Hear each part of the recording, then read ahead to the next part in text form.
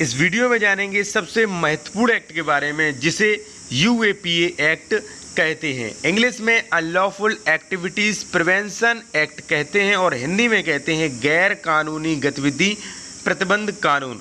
तो चलिए जानते हैं इस एक्ट की विशेषताएं कि क्या इसमें विशेषताएं हैं और क्या इसमें चिंताजनक बातें हैं। तो वीडियो शुरू करने से पहले आपसे रिक्वेस्ट है चैनल को सब्सक्राइब करें और वीडियो की डिस्क्रिप्शन में मेरे सोशल मीडिया अकाउंट्स की लिंक दी गई है, वहां पे आप मुझे फॉलो करके पर्सनल क्वेश्चन पूछ सकते हैं। चलिए वीडियो स्टार्ट करते हैं। इस एक्ट को यूएपीए को 1967 में बनाया गया था। तब इसका उद्देश्य था कि इसके द्वारा इस एक्ट के अकॉर्डिंग सरकार किसी संस्था को आतंकवादी घोषित कर सकती थी, लेकिन 2019 में यूएपीए का संशोधन हुआ और इसमें अन्य बदलाव कर दिए गए हैं। तो अब जानते हैं कि यूएपीए संशोधन के बाद किस प्रकार इसके नियम बनाए गए हैं। चलिए शुरू करते हैं। सबसे पहले बात करते हैं यह विधेयक, यह कानून गैर कानूनी गतिविधियां रोकथाम करने के लिए बनाया गया है। इस कानून का उद्देश्य है कि गैर कानूनी गतिविधियां अगर कहीं भी हो रही हैं तो इसके खिलाफ एक्शन लेने के लिए इस कानून को बनाया गया है।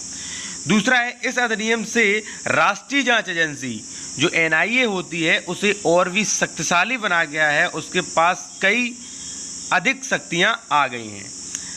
थर्ड पॉइंट के बारे में बात करेंगे कि इसके अंतर्गत देखिए ये सबसे महत्वपूर्ण पॉइंट है कि इस एक्ट के अंतर्गत केंद्र सरकार किसी संगठन को, किसी संस्था को या किसी व्यक्ति को आतंकवादी घोषित कर सकती है, चाहे वह व्यक्ति कोई वकील हो, चाहे वो व्यक्ति कोई आम आदमी हो, चाहे वो व्यक्ति कोई संगठन हो।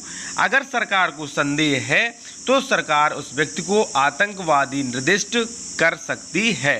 अब बात करेंगे सरकार कब किसी व्यक्ति को या किसी संस्था को आतंकवादी घोषित कर सकती है। देखिए, अगर कोई व्यक्ति आतंकवाद को बढ़ावा देता है या वह किसी आतंकवादी संगठन से कोई संबंध रखता है या वह कोई ऐसी गतिविधि करता है, यानी कि कोई वह आतंकवादी गतिविधि में शामिल है, तो ऐसे व्यक्ति को, ऐसी संस्था को सरकार आतंकवादी संगठन घोषित कर सकती है। दूसरा, अगर कोई व्यक्ति भारत की संप्रभुता और एकता को खतरे में डालने वाली गतिविधियां कर रहा है, वह कोई ऐसा कार्य कर रहा है जिससे भारत की संप्रभुता और एकता खतरे में पड़ती है, तो ऐसी कंडीशन में, ऐसी स्थिति को रोकने के लिए यह कानून बनाया गया है और ऐसी स्थिति में सरकार उस व्यक्ति को आतंकवादी घोषित कर सकती है।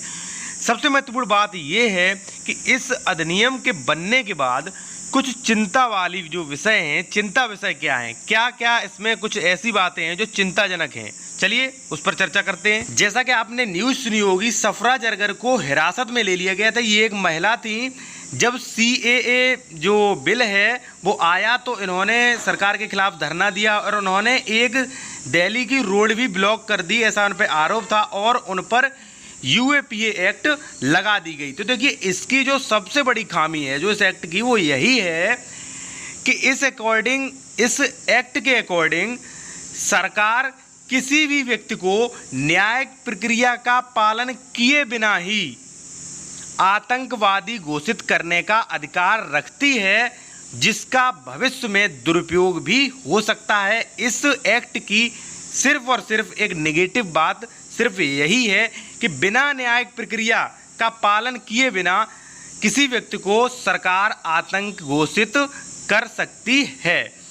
जो 2019 में संशोधन हुआ तो उसमें यह संशोधन के अकॉर्डिंग सरकार किसी भी व्यक्ति को, किसी भी संगठन को आतंकवादी घोषित करने की शक्ति रखती है।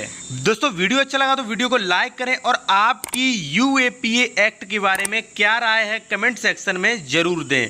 वीडियो को लाइक करें और चैनल को सब्सक्राइब करें।